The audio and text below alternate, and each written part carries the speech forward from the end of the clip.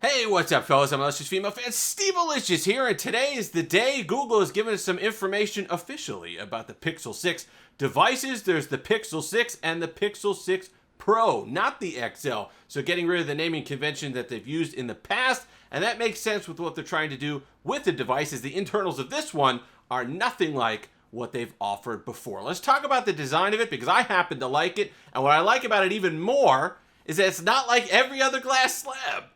Manufacturers have to get away from this need, it seems, to try to please everybody with these unoffensive designs. Because when you get an unoffensive design, you just get bland. Blah. Just a regular, another one of these phones. So I like the fact that Google has gone big and bold with their design. Some people are going to love it. Some people are going to hate it. But they say, you know what? Here's something unique. Enjoy. And you know what? I'm going to enjoy. Something else that's subjective is the colors, as you have it up on the screen here. I was personally looking forward to the orange one, but they're not. It doesn't seem like they're going to be offering the orange on the Pro.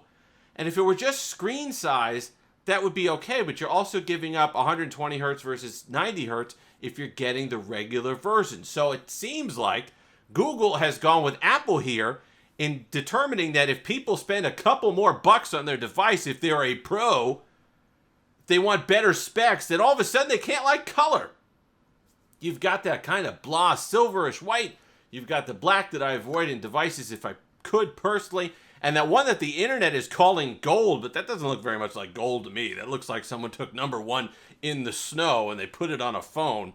Not a nice color. So there's still time. Hopefully they can go ahead and put the orange in the Pro version. What I do like is if you've seen it from the front, you see that kind of squared off design, much like the Note series. And since we don't have a Note series anymore, at least currently, it's nice to see that back. I like that screen kind of design. It's great for viewing content.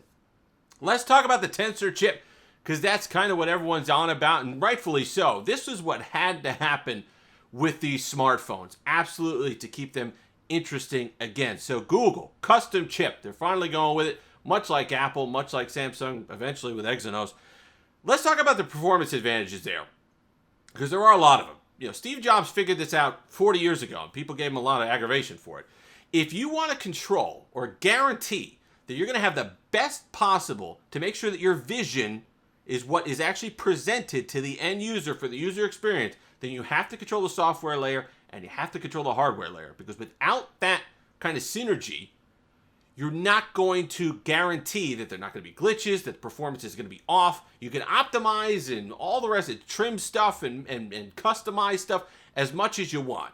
But there's nothing that's going to beat actually having the hardware be your hardware from the ground up, your software layer being optimized from the ground up for that hardware layer, and then presenting that as the user end experience. So personally, I think we win in this case. We win with Apple. We win now with Google. There's a ton of advantages to doing that. You're going to get better performance. You're going to get more powerful performance. You're going to get better performance for a given battery usage. So you're going to get much better battery life out of these devices. But listen, Google, with the optimizations, okay? Don't do what you've done in the past. Don't say, well, now we have this, we're so optimized with our devices, we can give you know what? 3 gigs of RAM, now 2 gigs of RAM, and 1,000 milliamp hour battery, but it's optimized, so you guys don't need extra than that. I will throw it at you. Still give us a flagship device, but I like the fact that you're going to have your own chipset in there and be able to build it from the ground up and give us those performance advantages. The other thing is a competitive advantage, because these phones were getting a little... Everybody kind of had the same thing. You know, what did Snapdragon come out with this year? Oh, 8XX chip. Okay, great. Put that in there. Certain amount of RAM. Slap a camera on the back of it. Battery in there. Here you go. And that was kind of your phone.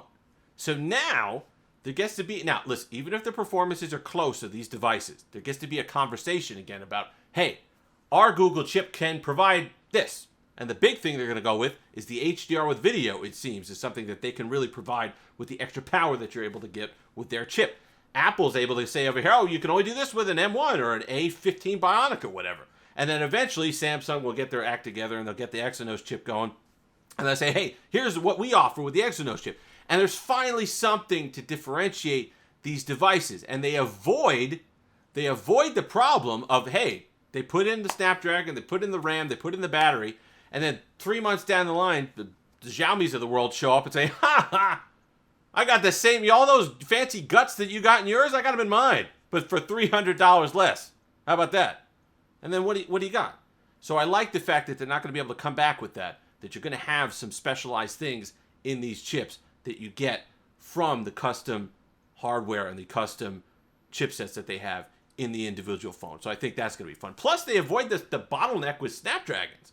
Google's not the biggest dog at the buffet. They go with their order. They're going to get swamped out by the Xiaomi's of the world. They're going to get swamped out by I'm trying to think of the Samsungs of the world. I couldn't think of Samsung. Wow. The Samsungs of the world. They're not the biggest order. So when there's a shortage, like there is now, name me the 2 companies in the world that had no issue with the chip shortage. Apple, Huawei. Why? Both companies at the time were making their own silicon. It's important. It's big. It's nice. Hopefully it brings some cost advantages as well. Pass some of that savings down to us. That'd be great. If you've made it this far, like, comment, subscribe. All that fun stuff. Until next time, have that Steve-licious day.